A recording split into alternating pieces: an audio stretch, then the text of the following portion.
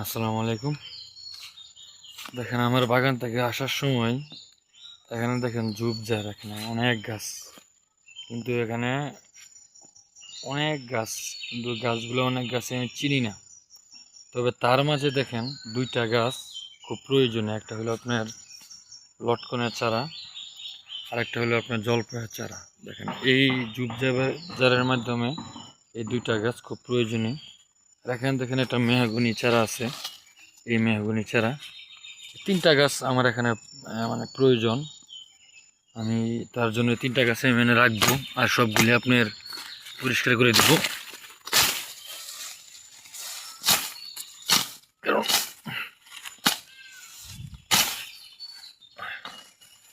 গাছ রোপণ করুন, আপনাদের সবাইকে বলি গাছ রোপণ করুন।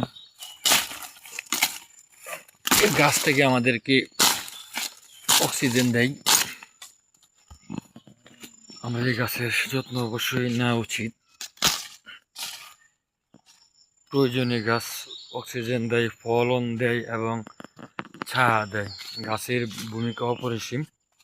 কিন্তু যে গাছগুলি আপনার আগাছা প্রয়োজন নেই, মানে আমি চিনতে পারতেছি না, এই গাছগুলি আমি কেটে দিচ্ছি। কারণ এই গাছের জন্য ওই গাছগুলি মানে ভালো হবে না। এই দেখেন এখানে এখন জায়গাটা কত সুন্দর। তিনটা গাছে রাখলাম।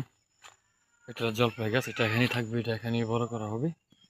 আর এটা পেয়ারা গাছ, এটা আর একটু বড় হলে এটা আপনি উঠায় গুটি গলপ করে এটা রোপণ করা হবে। আর এটা একটা মনে হয় কাঠ গাছ, আমার কাছে মনে হচ্ছে কাঠ গাছ। আসলে গাছটা আমি চিনতেছি না, আপনি যদি চিনে থাকেন আমাকে একটু জানাবেন।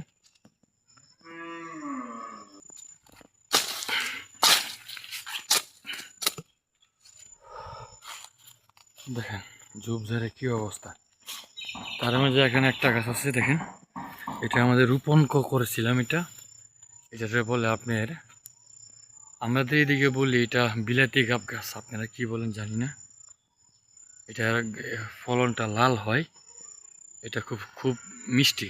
এটা ফলনটা খুব মিষ্টি। এই গাছটার ঠিকই সেম একটা বড় গাছ আমাদের এখানে আছে, এই যে, কিন্তু এটা আমাদের ফলন আসে না।